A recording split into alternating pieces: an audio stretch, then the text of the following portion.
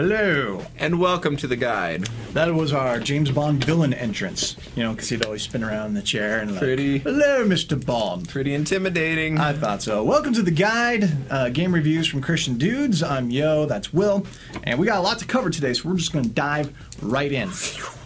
Starting Just with, like that. with Lego Star Wars 3. Lego Star Wars 3. It's pretty much like every other Lego game out there, with a few minor exceptions. One, it looks better than any other Lego game so far. The graphics are amazing. The lighting is really impressive, and lighting's actually a theme through a lot of these things that we're going to cover today. A lot of them used light really well. Yes. And so it looks absolutely amazing. It has a new kind of battlefield, not battlefield the game, but like large battlefields where you do combat that's almost like Command and Conquer strategy kind of game, which is really interesting to toss that in there, and it's a lot of fun. But it's pretty basic, so I don't think it's like Command and Conquer. It's super basic, like Lego games are. It's a Lego game. If you've played a Lego game before, you'll know pretty much what to expect. Right. Just it'll look a little bit better. It almost looks like your real Legos. It does. I mean, it really is that impressive. And there's a couple other new elements in there as well. A few downsides, though. The controls, I thought, were just a bit off. Sometimes trying to switch between characters, you push Y to jump between characters. It didn't respond very quickly, so the controls are not as tight as they need to be. So that was kind of disappointing. And then the hub world is so huge that it's easy to get lost. Like if you're trying to find a certain element, like create a character, or buy characters, or play the strategy battlefield kind of thing on your own with just someone else, it can be hard to find the places in the hub world where you can do those things, like a map, signs. I don't know. Would have been nice. Something would be helpful. Yeah, something to help out with that. But it does a good job with the Clone Wars story. Yeah, it really does. If you've watched the series, as Lego games always do, they make great use of the license that they're based on, and you'll have some really amusing scenes that call back to the show. And if you know the show, you'll find them more amusing than if you don't. But the games just have a certain charm for everybody. It's fun to play, and it's always a great multiplayer game too. For at-home multiplayer, there's no online, but it's one of those where you split the screen, go old-fashioned, and actually share the gaming experience with the person next to you. And Traveler's Tales actually doesn't want online co-op for that very reason. They feel it should be something that should be experienced like me and Will, sitting next to each other, buddies, having fun. So I'd give Lego Star Wars 5 out of 7. It's a great family game. There are a few things that detract from making it as good as it could be, and plus, there's that overall familiarity. Been there, done that. But kind of like Pokemon games, they're still fun, despite being very formulaic. Yeah, it's always going to be something that's entertaining, something you can do. It's not something you have to concentrate too hard on. Right. Very easy game. Also, it brings up a good discussion point, because you're building with Legos, and it brings up the topic of what are we building with our lives. The Bible tells us Christ is the foundation. We can build with like gold and precious stones and things that will last, things that are worthy, or with hay and straw, things that are less worthy. And in the end, the judgment, the fires of judgment will determine whether what we've built with our life is worthy for eternity. So it brings out a good talking point that you can bring up with your family as well. So Totally. moving on to Crysis 2, more light. Wow, that's what you're going to say when you start playing Crysis 2. Absolutely. The game is saturated in light. A lot of graphical showpieces are often like in caves, or they just... Really good-looking games don't use light the way Crysis 2 does. Right, in Crysis 2, a lot of it is outside, where you have New York, the entire cityscape as your game level. Yeah, it's amazing. It looks absolutely amazing. Very good looking. The gameplay is pretty good. As far as the gameplay, the artificial intelligence of the computer, not the best. Sometimes it's pretty dumb. Yeah, sometimes they just kind of run straight at you. I'm going to run towards your gun. You're scared. I'm not sure I can pull the trigger before you get here. Other times the AI is really good, though. But whether they're good or bad, they always look good. Yeah, that's doing true. what they do. Look at that, which is always important. Look good at what you do. Pretty extensive campaign. It'll take you a while, especially if you're doing it on the upper difficulties. Like you are. I'm trying it on hard, and I'm getting nowhere fast. But that's part of the charm of the game. You really have to be more tactical in your approach. Definitely. You have to take advantage of the suit that you have, whether you can use armor or your invisibility.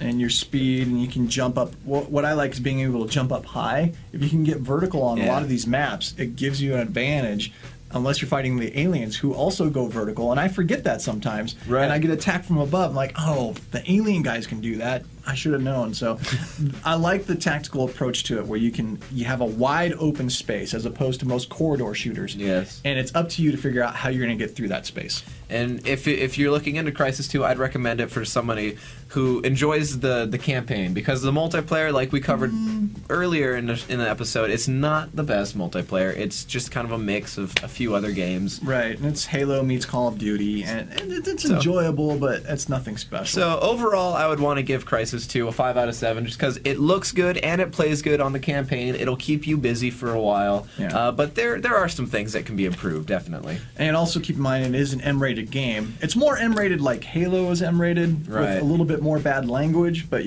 not overly gory. It's not too or graphic. gritty, Yeah. or really dark like Call of Duty Black Ops or Homefront. So, but it is still an M-rated game, so keep that in mind. And then the final thing we want to touch on is the Ten Commandments, re-released again In Blu-ray. on Blu-ray. Wow. It looks amazing on Blu-ray. Paramount Pictures did a fantastic job restoring this film for Blu-ray. It's the best it's ever looked, including the first day it was released. Really? I mean, it has to look better.